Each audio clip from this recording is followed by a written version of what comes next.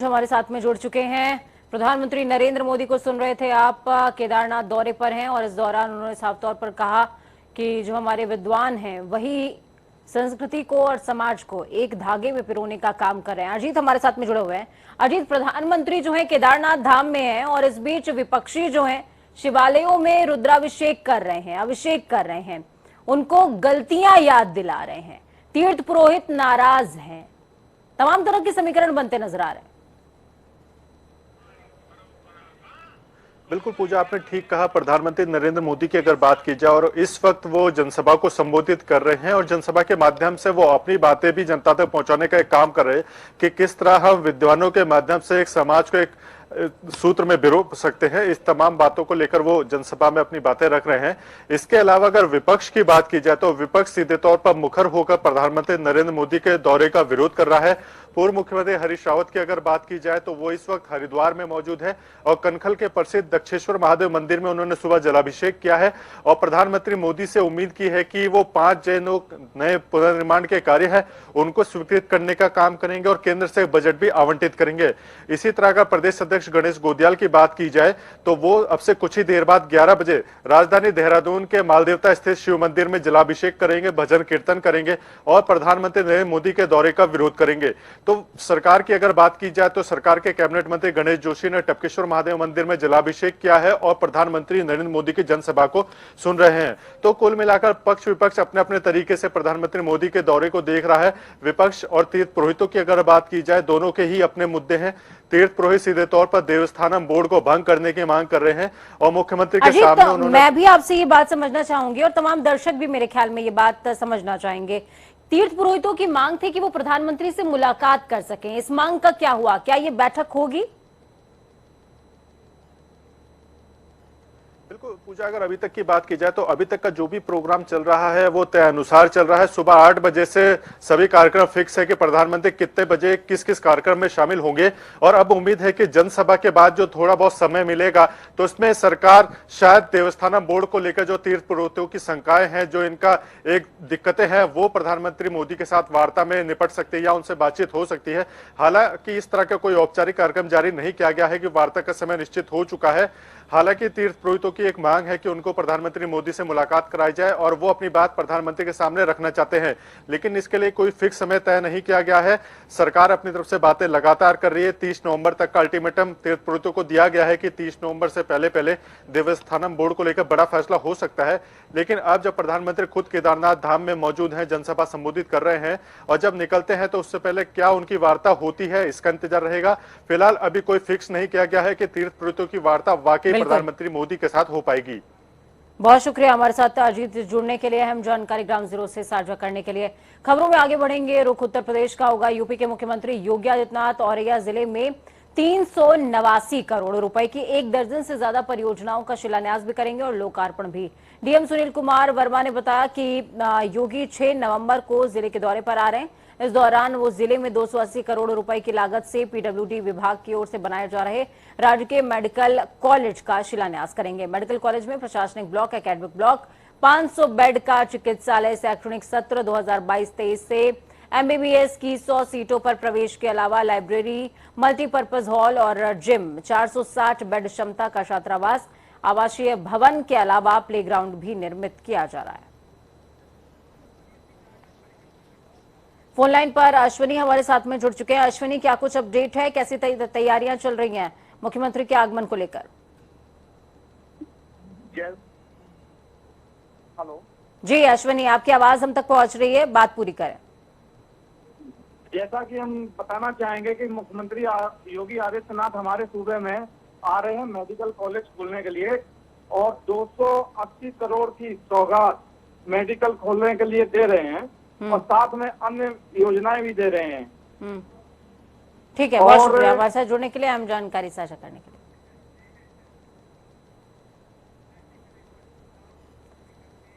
उत्तर प्रदेश में आगामी चुनावों को लेकर सियासी पारा हाई है और इस पारे में सबसे ज्यादा कोई पार्टी अगर इधर उधर हो रही है तो वो है ओम प्रकाश राजभर की सुभाष पार।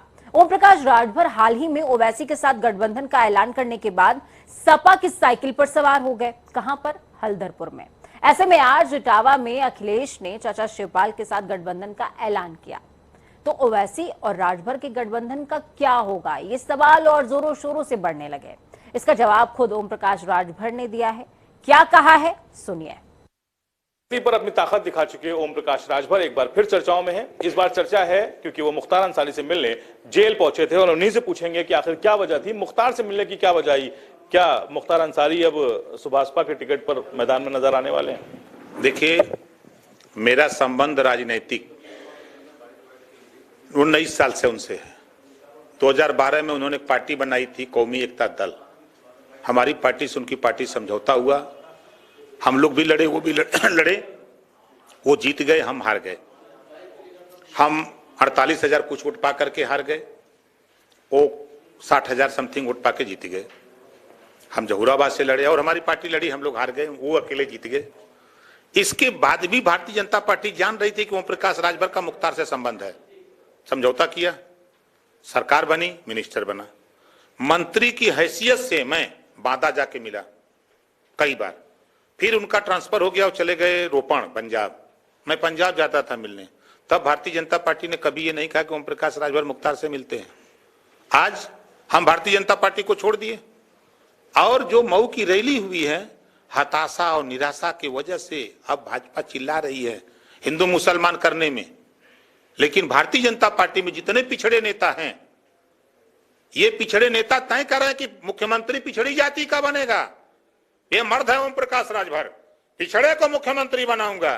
अगर ये मर्द हैं लोग पिछड़ों के हितैषी, तो भारतीय जनता पार्टी में बोले कि पिछड़ों का मुख्यमंत्री केशव को बनावे, स्वतंत्र देव को पटाले, स्वामी को बनावे, चाहे कोई के बनावे। नहीं, लोडर लोग छोड़े वहां से, आमा इधर, हम पिछड़े को मुख्यमंत्री बनाएंगे। तो अखिलेश के साथ जो आप गए हैं, तो क्या यही वजह है कि क्योंकि वो भी पिछली जात से आते हैं? बिल्कुल, मैं तो खुला उसी दिन कहा कि हमारा मुख्यमंत्री 2022 का माननीय अखिलेश यादव जी होंगे, पिछड़ी जाति से आते हैं। वहां उनकी तरह लोडरी थोड़ो करते हैं भाजपा में। भाजपा में था तभी सीना ठोक के बोलता था कि केशव मौर्य के नाम पर पिछड़े समाज के लोगों ने वोट दिया मुख्यमंत्री बनाने के लिए, और आपने उत्तराखंड से लाकर के उत्तराखंडी को बना दिया मुख्यमंत्री और केशव मौर्य को बना दिया शिखंडी। तो अब ये जो पिछड़े की राजनीति है, लेकिन एक सवाल जो अहम है, मऊ से राजनीति शुरू हुई। मऊ से आपने पहली ऐसी रैली की जहां पर अखिलेश मौजूद थे और उसी मऊ के एक बाहुबली विधायक कह सकते हैं जो मुख्तार अंसारी, अब उनसे जो आपके 1-1.5 घंटा बातचीत भी हुई जेल में, क्या माना जाए कि अब समीकरण कुछ बदल रहे हैं पूर्वांचल के? देखिए, एक बड़ी ताकत है, शोहरत है उस आदमी की, गरीबों की मदद करता है, बेसहारों की मदद करता है, जुल्म जाति अन्याय अत्याचार जो करता है उसके साथ खड़ा होता है। इसी वजह से उसको लोग माफिया कहते हैं। उसके खिलाफ मुकदमे लिखे गए हैं और मुकदमे न्यायालय में चल रहे हैं। न्यायालय जो सजा देगी वो उसको भुगतने के लिए तैयार है। जो भागीदारी संकल्प मोर्चा है उसके अध्यक्ष भी हैं, संयोजक हैं, उसमें कई ऐसे लोग थे, शिवपाल यादव का नाम था, ओवैसी थे, चंद्रशेखर थे। लेकिन सबसे बड़ी बात है कि आज इटावा में अखिलेश यादव ने बोला कि चाचा का पूरा सम्मान रखा जाएगा और वो भी साथ आ सकते हैं। अब बचते हैं ओवैसी। ओवैसी लगातार दावा कर रहे हैं कि वो 100 सीटों पे लड़ेंगे। तो क्या आपका जो ये समझौता हुआ है अखिलेश यादव के साथ, उसमें 100 सीटें ओवैसी को दी जा रही हैं? देखिए, जो गठबंधन हुआ है, हमने शुरुआत किया, उस समय भी आप लोगों ने सवाल किया कि शिवपाल चाचा, तो हमने कहा कि रहीमन चुप हो बैठिए, देख दिनन के फेर, जब नीके दिन आई हैं बनत लगी हैं फेर। अब देखिए, आप ही बता रहे हैं शिवपाल चाचा की लाइन अब बन रही है इसी तरह सबकी लाइन धीरे धीरे बन जाएगी। वैसे नहीं दिख रहे लाइन बनती हुई, क्योंकि बड़ी डिमांड है। नहीं, बस देखिए, हम तो यही समझा रहे हैं ना कि 100 सीट लड़ने से बढ़िया है कि आप 10 लड़ो भैया। 100 लड़के को नहीं जीतोगे और 10 लड़के 10 जीत जाओ तो क्या बुरा है। 2022 को लेकर तैयारियां भी तेज कर दी गई हैं। मुख्तार अंसारी को लेकर रुख साफ है कि वो बड़े नेता हैं, क्योंकि भले ही वो जेल में रहते हो लेकिन वो चुनाव जीतते आए हैं, तो उसको लेकर बहुत चर्चा नहीं होनी चाहिए। फिलहाल कई और जो दल हैं जो साथ में थे जो संकल्प मोर्चा के, उनको भी कोशिश की जा रही है कि जल्द से जल्द अखिलेश के साथ उनको जोड़ा जाए और 2022 को लेकर उनको एक नई रणनीति पर काम करना होगा। कैमरा पर्सन आशीष के साथ तौखीर किदवई, जनता टीवी, लखनऊ। केंद्र सरकार की ओर से बुधवार को पेट्रोल और डीजल पर से एक्साइज ड्यूटी में कटौती करने के बाद उत्तर प्रदेश की योगी आदित्यनाथ सरकार ने वैट घटाने की अधिसूचना भी जारी कर दी।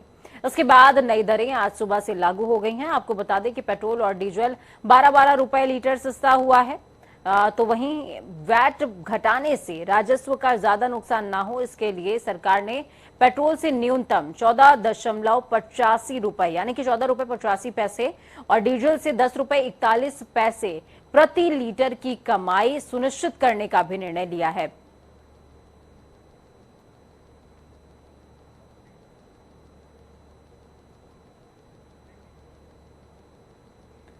कनाडा से आई अन्नपूर्णा की मूर्ति काशी विश्वनाथ धाम में मंदिर के मुख्य परिसर में स्थापित की जाएगी। ये तो तय है कि मूर्ति ईशान कोण में विराजमान कराई जाएगी। इसी कोण में पहले भी अन्नपूर्णेश्वरी का विग्रह स्थापित था। निर्माण कार्य के दौरान सुरक्षा की दृष्टि से विग्रह शास्त्रोक्त विधि से विस्थापित कर दिया गया था और सुरक्षित रखा भी गया था। माना यह भी जा रहा है कि कनाडा से आ रही मूर्ति इसी स्थान पर स्थापित की जाएगी। हालांकि अभी इसका निर्णय विद्वानों की राय से होगा।